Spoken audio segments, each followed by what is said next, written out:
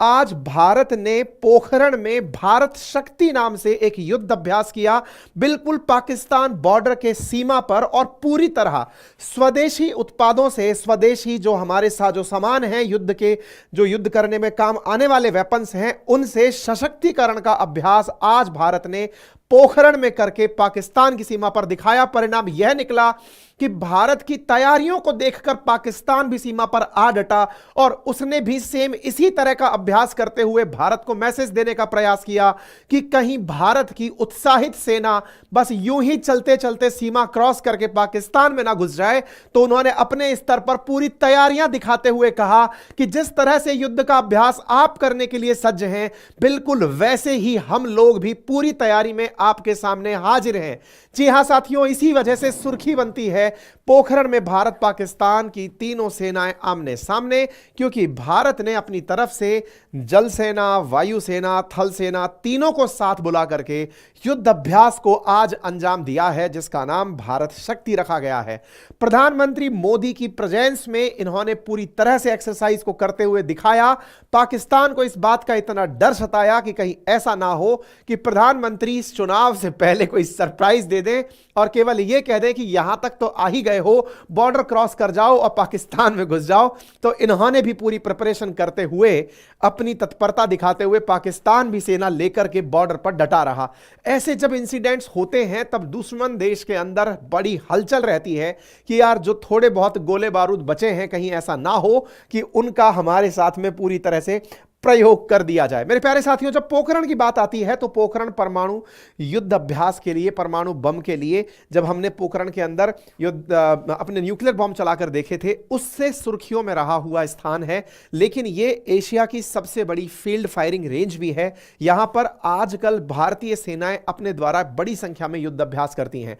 1974 के अंदर हुआ न्यूक्लियर बम परीक्षण हो या फिर 1998 में ऑपरेशन शक्ति, दोनों ही पोखरण में की गई थी। यही कारण है कि हमने पोखरण पर प्रॉपर तरीके से एक वीडियो सीरीज आपसे साझा की थी। हमने पहले भी जब पोखरण में परमाणु परीक्षण किया गया था, तब हमने कैसे परीक्षण किया वो भी मैंने आपको एक सेशन में बताया है, और साथ ही साथ हमारी देखा देख पाकिस्तान ने परीक्षण कैसे किया वो भी हमने बताया। और उसमें बताया कि तत्कालीन भारत के प्रधानमंत्री मोरारजी देसाई की वो कौन सी गलती थी जिसके चलते भारत के जो रिसर्च एनालिसिस विंग के हमारे जो खुफिया जाबाज है उनकी जान चली गई थी, क्योंकि भारतीय प्रधानमंत्री के द्वारा एक चूक हो गई थी। उस पर भी मैंने एक सेशन किया हुआ है, आप जाकर के देख सकते हैं, हमारे इसी चैनल के ऊपर हमने डाला हुआ है। साथियों, बात की जा रही है भारत शक्ति की, तो यहां पर स्पष्ट है कि भारत अपनी शक्ति का दुनिया के सामने लोहा मनवा रहा था। किस विषय में लोहा मनवा रहा था? तो आंसर है, भारत दुनिया को दिखाना चाहता था कि यह वाला युद्ध अभ्यास सबसे बड़ा युद्ध अभ्यास किन मायनों में है। यहां जो भी वेपन्स यूज किए गए वो पूरी तरह भारत में ही निर्मित थे। आपने जो तस्वीरें देखी, आपने जो वीडियोस देखे, आपने जो उड़ते हुए ड्रोन्स देखे या उड़ते हुए हवाई जहाज देखे या चलते हुए टैंक देखे, वो सभी भारत में ही निर्मित थे। यानी कि एक प्रकार से इंडिजीनियस रूप से हमने अपना स्वदेशीकरण करते हुए अपनी सशक्तिकरण की दिशा तरफ कदम बढ़ाया है। इसलिए यह दिन खास होता है। और इस काम को अटेंड करने के लिए प्रधानमंत्री तो खुद पहुंचे ही थे, साथ में अन्य देशों के डेलीगेट्स भी यहां पर पहुंचे थे। लगभग 18 डेलीगेट्स यहां पर पहुंचने की सुर्खियां आ रही हैं। जिस जगह पर यह परीक्षण हुआ वह पाकिस्तान सीमा से मात्र 218 किलोमीटर की दूरी पर है। इंडिया पाकिस्तान बॉर्डर यहां से मात्र 218 किलोमीटर की दूरी पर है। लेकिन दुर्भाग्यवश साथियों, एक दुर्घटना भी इस घटना में हुई है। और वो क्या है? इतने ऐतिहासिक समय पर जब भारत की तीनों सेनाएं अपने ही वेपन से परीक्षण कर रही हों, उसी समय पर भारत में निर्मित हमारा लाइट कॉम्बैट एयरक्राफ्ट तेजस यहां पर क्रैश हो जाता है। जी हां साथियों, इसके क्रैश होने के बाद में इंडियन एयरफोर्स ने कोर्ट ऑफ इंक्वायरी बिठा दी है कि जिस प्रकार से उसका क्रैश हुआ है वह अपेक्षित नहीं था। उसके ऊपर अब जांच बैठेगी और यह देखना होगा कि कहीं इसके पीछे कोई और साजिश तो नहीं थी, नंबर एक। नंबर दूसरा, तेजस का क्रैश होना भारत के तेजस के जब से इंडक्ट हुआ है तब से पहली बार क्रैश में शामिल किया गया है। और तीसरी सबसे बड़ी बात, इस तेजस के क्रैश होने से भारत के आत्मनिर्भर प्लान को झटका लगा है, क्योंकि जहां हम दुनिया के सामने यह शोकेस कर रहे हैं कि हमने तीनों सेनाओं के लिए कुछ बेहतरीन बना लिया है, वहीं हमारा तेजस क्रैश होता है। यह हमारे लिए एक बहुत ही नेगेटिव साउंड वाली बात होती है। इन सभी बातों के बारे में सुर्खियां चूंकि अब बन चुकी हैं, तो विस्तार पूर्वक सिलसिलेवार तरीके से चर्चा करेंगे। किस प्रकार से पाकिस्तान ने भी अपनी पूरी तैयारी दिखाई वो भी हम बताएंगे। लेकिन जैसा मैंने आपसे कहा साथियों, भारत शक्ति स्वदेशीकरण से सशक्तिकरण का अभियान भारत की तीनों सेनाओं के द्वारा पोखरण के अंदर जो फायरिंग रेंज है, बड़ी फील्ड फायरिंग रेंज, एशिया की सबसे बड़ी फील्ड फायरिंग रेंज, वहां पर मंगलवार को तीनों सेनाओं ने भारत शक्ति युद्ध अभ्यास के तहत भारत में बने जो हथियार हैं उनसे अपनी ताकत दिखाई और प्रधानमंत्री नरेंद्र मोदी इस दौरान यहां पर उपस्थित रहे। आप यहां पर देख सकते हैं किस प्रकार की तैयारियां यहां पर प्रॉपर तरीके से रही।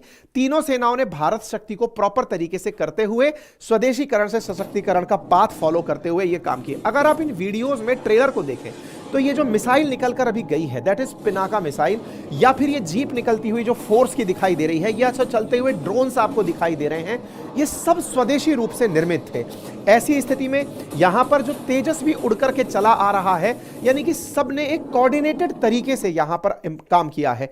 भारत का कोऑर्डिनेशन देख करके पाकिस्तान में एक सहमापन उत्पन्न हुआ कि कहीं ऐसा तो नहीं है कि भारत की तैयारियां 9 तारीख को ट्रेलर डालकर हमें डराने की हो। इसलिए 10 तारीख के दिन जो इनके आर्मी चीफ हैं जिनका नाम आसिम मुनीर है, वो खुद बॉर्डर पर पहुंच जाते हैं कि पीएम मोदी बॉर्डर पर आ रहे हैं तो चल के हम खुद से पाकिस्तान में चेक कर लें कि कहीं ऐसा ना हो कि ये जिस समय आ रहे हो उस समय कोई ऐसा आदेश दे जाए जो पाकिस्तान के लिए चिंता का कारण बने। ऐसी स्थिति में पाकिस्तान के आर्मी चीफ भी पाकिस्तान की बॉर्डर पर पहुंचते हैं और वहां पर पहुंचकर अपनी सेनाओं से कहते हैं कि सब लोग तैयार हो जाओ, युद्ध का अभ्यास करो। और इस युद्ध अभ्यास को पाकिस्तान ने शमशीर ए शहरा नाम देते हुए चालू करवा दिया। यानी कि भारत ने मंगलवार को युद्ध अभ्यास किया है।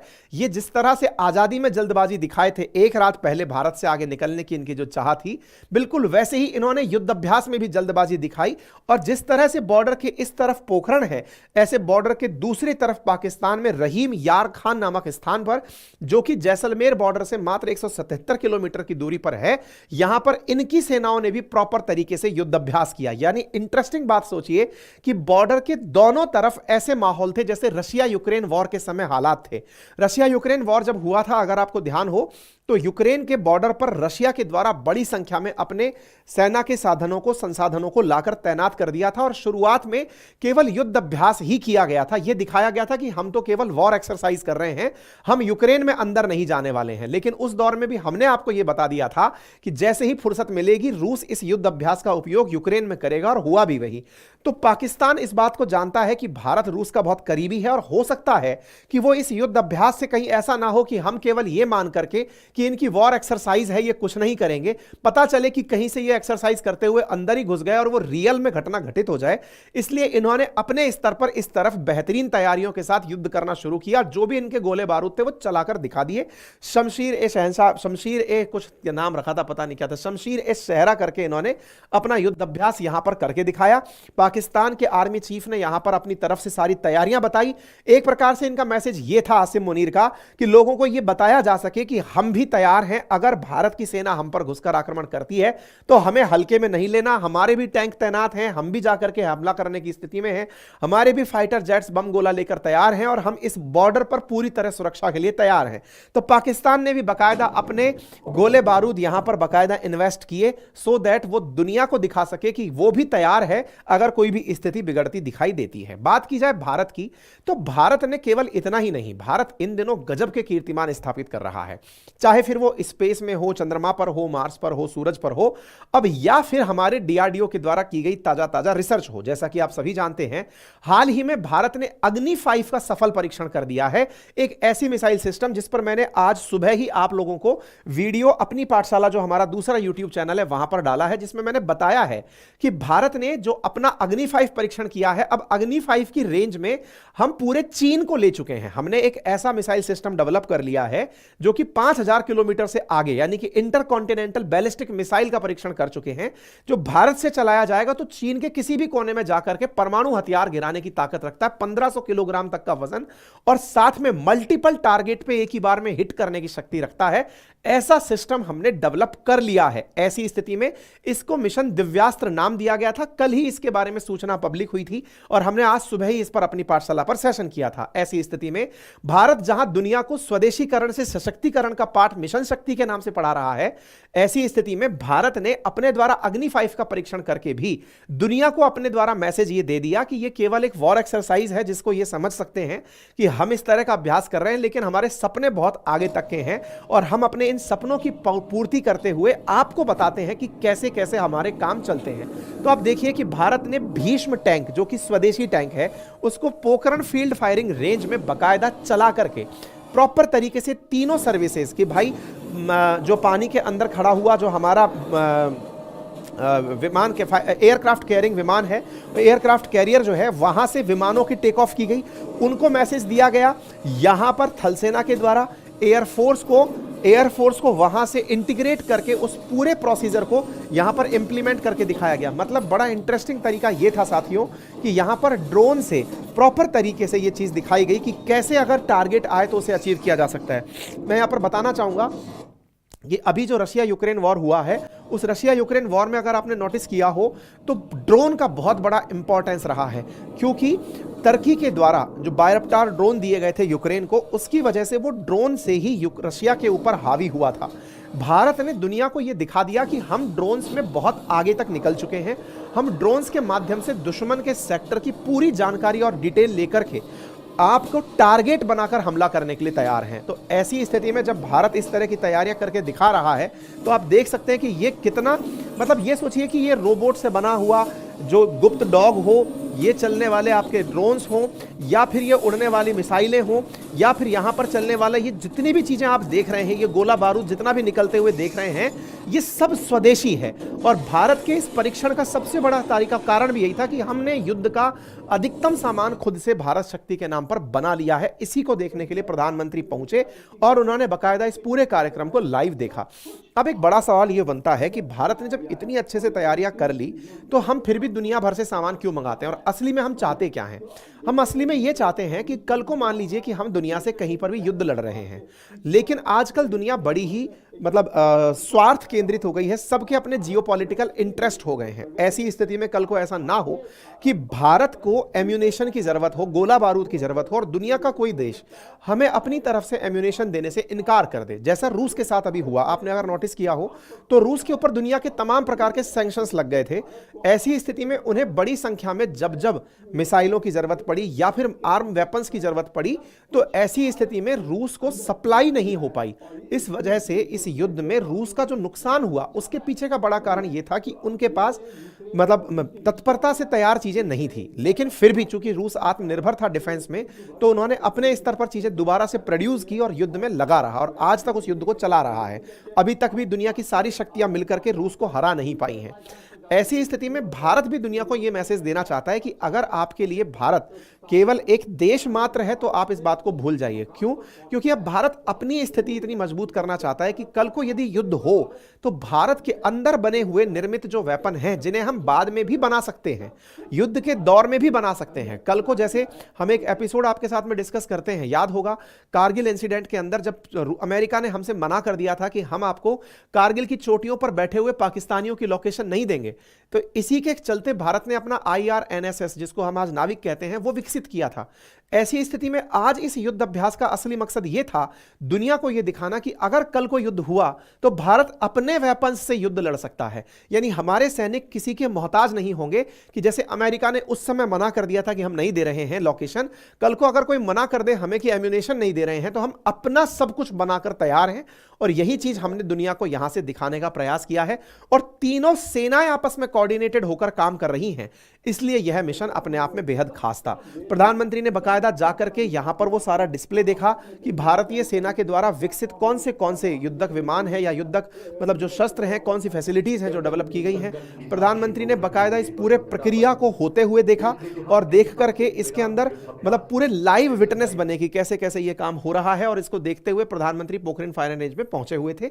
30 से अधिक देशों के प्रतिनिधि इस समय उनके साथ उपस्थित थे जो यहां पर इस पूरी प्रक्रिया को होते हुए देख रहे थे। आप टैंकों को देख सकते हैं, ये स्वदेशी निर्मित टैंक टैंक हैं। आप चलते हुए टैंक से निकलती हुई जो पिनाका मिसाइल्स हैं इन्हें देख सकते हैं, जो कि स्वदेशी रूप से निर्मित है। भारत ने बकायदा अपने ड्रोन्स के माध्यम से सर्विलांस सैटेलाइट, सर्विलांस ड्रोन, सर्वे ड्रोन, दुश्मन की पिन पॉइंट लोकेशन, सारी जानकारियां निकालकर पहले हेडक्वार्टर भेजी। हेडक्वार्टर ने वहां से पिनाका मिसाइल और long range rocket launcher system को हमले का ऑर्डर दिया और 18 किलोमीटर दूर हमने इस हमले को किया। मतलब आप ऐसे देखिए, इस अगर लाइव को देखें तो जैसे ये हमारा ड्रोन है, इसने दुश्मन की लोकेशन निकाली, अपने द्वारा हेडक्वार्टर भेजी, हेडक्वार्टर को ये ड्रोन्स ने उड़ करके दुश्मन की सारी लोकेशंस भेज दी। यहां से अब ड्रोन से प्राप्त लोकेशन, मतलब जो लोकेशंस हैं, पिन पॉइंट जो जगह हैं, उनको बैठे हुए सर्विलांस सिस्टम में बैठे हुए जो अधिकारी हैं वो इन ड्रोन से प्राप्त सूचनाओं को पहले कैलकुलेट करते हैं, जगह का पता लगाते हैं और पिनाका को ऑर्डर करते हैं कि जाओ और फायर करो। तो अब आप देखिए कि जिस प्रकार से ड्रोन ने जानकारी दी है, उस जानकारी के क्रम में ही उस पर्टिकुलर जगह पर मतलब हमारे द्वारा मिसाइल चलाई जाती हैं। ये किसी फिल्म से कम नहीं था। अगर आपने कभी एलओसी कारगिल नाम से जो फिल्म है अगर वो देखी हो तो उसमें आप पाएंगे कि किस प्रकार से ये बात बताना हमारे लिए बड़ा चुनौतीपूर्ण था कि दुश्मन कहां बैठा हुआ है। आप देखिए किस प्रकार से हमारे ड्रोन्स ने कितना काम आसान कर दिया। विचार कीजिए कि कारगिल युद्ध के समय अगर हमारे पास ये ड्रोन फैसिलिटी होती तो हम आसानी से दुश्मन की लोकेशंस का पता लगा पाते और हमारी तरफ से जो मिसाइलें हैं वो दाग करके दुश्मन को नेस्तनाबूद कर देती। तो भारत ने भारत शक्ति युद्ध अभ्यास में अपनी मिसाइलों को चलाकर दुनिया को यह दिखा दिया कि अब हम अपने ड्रोन से दुश्मन की लोकेशन पता लगाकर मिसाइलों से उसे 18 किलोमीटर दूर पर नेस्तनाबूद कर सकते हैं। देखिए ये 6 पिनाका मिसाइल सिस्टम से हमला किया गया और एक ही बार में लगातार मतलब मिसाइलें दाग दाग करके जो एग्जैक्ट लोकेशन बताई गई थी वहां पर चलाया गया। ऐसे ही हमारे द्वारा जो फाइटर क्राफ्ट्स हैं उनके थ्रू भी हमने किस प्रकार से दुश्मन का यहां पर एक वो बनाया था कि भाई दुश्मन ने अगर अपने तेल के टैंक बना रखे हों, दुश्मन के ये देखिए किस प्रकार से यहां लेजर गाइडेड बॉम्ब डाले गए। लेजर गाइडेड बॉम्ब डाल करके ये थोड़ी देर में ब्लास्ट हो जाते हैं और दुश्मन का जो पूरा की पूरा यहां पर बनाया हुआ टैंक था, जिसका डेमो बनाया हुआ था, उस पूरे को यहां पर बर्बाद कर देते हैं। यानी कि हमने अपने उड़ते हुए फाइटर जेट से प्रिसीजन के माध्यम से एक पर्टिकुलर जगह पर हमला करके दुनिया को यह मैसेज दे दिया है कि भारत का लेजर गाइडेड सिस्टम या लोकेशन को टारगेट करके मारने के जो सिस्टम है ये बहुत अच्छे से हमने दुरुस्त कर लिया। और तो और हमने हेलीकॉप्टर से, ये जो हेलीकॉप्टर है ये भी भारत में निर्मित हेलीकॉप्टर है, इस हेलीकॉप्टर से लटका करके हम अपनी एक जिप्सी को जमीन पर लैंड करते हैं। वहीं दूसरी तरफ एक और हेलीकॉप्टर में भारत के पैरा कमांडोज आते हैं और वो उतर करके इस जिप्सी से दुश्मन के क्षेत्र में जाकर और उस पर्टिकुलर जगह पर जहां पर कार्रवाई करनी है उसको अंजाम देते हैं। इस प्रकार का लाइव डेमोन्स्ट्रेशन यहां पर दिया गया जिसका उद्देश्य यह बताना था, यह किसी फिल्म से कम नहीं है। देखकर ऐसा लग रहा है कि यह संभवतः या तो रियल बैटल ग्राउंड में होता होगा या फिल्मों में होता होगा, लेकिन हमने उस एक चीज का यहां पर परीक्षण किया है, विल वेल कोऑर्डिनेशन, कि अगर आवश्यकता पड़े तो हम दुश्मन के क्षेत्र में भी अपनी गाड़ियों को उतार सकते हैं। लोकल क्षेत्र में जाकर के अगर मार करनी हो तो हम इस प्रकार से, देखिए ये जिप्सी उतारी, हम घुस के मारेंगे। और यहां पर देखिए ये हेलीकॉप्टर से उतरते हुए आपको हमारे पहला मिलिट्री के कमांडोज दिखाई दे रहे हैं और फिर ये कमांडो जाकर के उस जिप्सी पर सवार होते हैं और अपने टारगेट के लिए निकल जाते हैं। यानी कि यहां पूरी तरह से ये डेमोन्स्ट्रेशन दिया गया कि कैसे हम इस पूरी स्थिति से निपटने के लिए एनी टाइम तैयार हैं। भारतीय सेना ने पोखरण में जो तैयारी दिखाई है, इससे भारत की सेना की युद्ध की जो तैयारियां हैं ये प्रॉपर तरीके से सबके सामने आती हैं। भारत की तरफ से यहां पर Prachand helicopter, Pinaka missile system, Nag missile system, T-90 Bhishma tank, Dhruv और BMP-2 ने पार्टिसिपेट किया था। प्रधानमंत्री ने अपनी तरफ से भाषण में यही लाइन बोली कि आप दुनिया को हम ये दिखाने के लिए तैयार हैं कि हम आत्मनिर्भर होते हुए अपनी संसाधनों के आधार पर युद्ध को कर सकते हैं, हमारी तैयारियां पूरी हैं। इन्होंने यही तो भारत की शक्ति है ये कहते हुए मेड इन इंडिया पर गर्व की अनुभूति की और पोखरण की तारीफ में कहा कि यह हर बार किसी ना किसी ऐसी बड़ी चीज का साक्षी बनता आया है। ठीक है ना। फिर यहां पर कुछ पॉलिटिकल बातें भी हुई कि पिछली सरकार ने क्या किया, कैसे किया, वो फिलहाल के लिए आप हटा दीजिए। ये विदेशी डेलीगेशंस हैं जो यहां पर आए हुए थे। विदेशी डेलीगेशंस को ये पूरा की पूरा काम होते हुए दिखाया गया था। ये वापस यहां से जा रहे हैं, इनको ये बताया गया कि कैसे हमने ये सारा काम किया। ठीक है साथियों, इस पूरे ही जबरदस्त कार्यक्रम के दौरान जो सबसे दुर्घटनापूर्ण घटना हुई वो क्या थी कि हमारा LCA तेजस भी यहां अपने कारनामे और करतब दिखा रहा था। जबरदस्त तरीके से वो लेजर गाइडेड मिसाइल चलाकर प्रॉपर तरीके से टारगेट करके अपनी मिसाइलें लॉन्च कर रहा था, लेकिन इसी बीच में तेजस दुर्घटनाग्रस्त हो जाता है। और इस दुर्घटनाग्रस्त तेजस के साथ में जो सबसे बड़ी जानकारी जुड़ती है वो ये है कि जब से ये बना है 2001 में, जब से इसकी फर्स्ट टेस्टिंग हुई है, तब से लेकर अब तक 23 साल में इसका फर्स्ट फेलियर ये वाला टेस्ट हुआ है। तो ये भारत के लिए बड़ा दुर्भाग्यपूर्ण नजारा रहा कि जब हम अपनी शक्ति को दुनिया को दिखा रहे थे, जिस समय एलसीए तेजस को हम दिखाकर दुनिया को बेचने तक का भी, यानी हम एक्सपोर्ट करने का प्लान कर रहे थे, वहां एलसीए तेजस फेल मार गया। फेल कैसे मार गया, अब वो सवाल बड़ा मतलब घेरे में आ गया, संदेह के घेरे में आ गया। अब आप यहां पर जरा नजारा देखें, देखिए यहां पर हुआ क्या ना, जो इस समय वायरल वीडियो है उसे देखें तो ये तेजस दिखाई दे रहा है। अब आप इसको देखिए एक बार, ये तेजस आपको चलता हुआ दिखाई दे रहा है और यहां पर ये जो पायलट है ना, ये इजेक्ट करता हुआ दिखाई दे रहा है। मतलब एक तरह से ये समझिए कि ये उड़ते हुए तेजस को अगर आप नोटिस करें तो इसमें कोई भी आग लगी हुई दिखाई नहीं दे रही है। ऐसी स्थिति में यहां से पायलट पहले ही इजेक्ट कर जाता है। यह अपने आप में एयरफोर्स के द्वारा बड़ा ही मतलब कोर्ट ऑफ इंक्वायरी का मामला बन गया, जिस पर जांच बिठा दी गई है कि भाई ऐसा कैसे हुआ, मतलब क्या कोई कारण था क्या। देखिए फिर से आप ऑब्जर्व करिएगा और अपना विचार बताइएगा। ये तेजस उड़ रहा है, देखिए ये तेजस उड़ते हुए प्रॉपर तरीके से जा रहा है, लेकिन इसमें से पायलट पहले ही उतर गया और पहले उतर गया तो फिर ये जो तेजस है ये जाकर के जैसलमेर के ही अंदर एक गांव के अंदर जाकर के तेजस जाकर जमींदोज हो गया, जाकर गिर गया। तो ऐसी स्थिति में बड़ा सवाल यह बनता है कि ऐसा क्या हुआ पायलट महोदय कि आप इसमें से पहले इजेक्ट कर गए। क्या इसमें आग लग गई, क्या इसके अंदर कोई सिस्टम था, आपने किसको मैसेज किया, किस आधार पर यह डिसीजन लिया। क्योंकि हमारा जो तेजस है ये 4.5 जनरेशन का मतलब वो माना जाता है, बहुत ही अल्टीमेट एयरक्राफ्ट है हमारा ये। और ऐसी स्थिति में अब ये बड़े प्रश्न खड़े हो रहे हैं, क्या इसके पीछे कोई कॉन्स्पिरेसी तो नहीं है कि तेजस का जो सक्सेसफुल जो काम है वो नहीं हो पाया, या फिर तेजस में ऐसी कौन सी कमी रह गई जो उस दिन ही जिस समय काम पड़ा उसी दिन फेल मार गया। भाई अल्टीमेटली भारत के लिए वैसी वाली बात हो गई जैसे चंद्रयान 2 जब हमने भेजा, पूरी तैयारियों से भेजा, लेकिन लैंडिंग फेल हो गई तो पूरी मेहनत पे पानी फिर गया ना। आज जब हम मिशन शक्ति कर रहे हैं, हम भारत शक्ति प्रदर्शन कर रहा है, स्वदेशीकरण से सशक्तिकरण की तरफ चल रहा है, और ऐसी स्थिति में तेजस को जिस दिन अपना रोल दिखाना था, रोल तो दिखाया और उसके बाद जाकर के गिर पड़ा। तो गिर पड़ा तो इससे तो बहुत बड़ी बेइज्जती सी हो गई ना यार, कि हम तो दुनिया को दिखाना चाह रहे थे कि देखिए तेजस कितना बढ़िया है और ये जाकर फेल मार गया है। तो फेल मार गया तो ये तो पूरे की पूरे इवेंट के ऊपर पानी फेरने जैसी घटना हो गई। तो ऐसी स्थिति में जो तेजस है ना, जिसकी खासियतें हैं कि ये 9 तरह के हथियार फायर कर सकता है, 15 किलोमीटर की ऊंचाई तक उड़ सकता है, इसके साथ साथ 2200 मतलब ये लगभग 1.5 मैक की गति होती है, 1234 किलोमीटर प्रति घंटे की रफ्तार होती है 1 मैक में, तो लगभग 1.5 मैक की गति पर उड़ सकता है। एंटीशिप मिसाइल बम रॉकेट अपने साथ लेकर जा सकता है, हवा से हवा, धरती से पानी पर हमला कर सकता है, 13,500 किलो वजन ले जा सकता है, और वो जाकर इस प्रकार से एक सिंपल सा क्रैश पा जाता है। तो ये एक चिंता का विषय बनता है। उसमें पायलट महोदय सुरक्षित हैं, अभी इनके साथ में जानकारी होगी। और एयरफोर्स ने, चूंकि भारतीय एयरफोर्स में ऑलरेडी 40 तेजस MK1 कार्य कर रहे हैं और 83 तेजस MK1 ऑलरेडी काम कर रहे हैं। भारत सरकार ने मतलब 46,000 का ऑर्डर दिया हुआ है तेजस बनने के लिए। तो ऐसी स्थिति में इंडियन एयरफोर्स ने यहां पर कोर्ट ऑफ इंक्वायरी अभी बैठा दी गई है और इस एक्सीडेंट की जांच की जा रही है कि आफ्टर ऑल ये हुआ कैसे।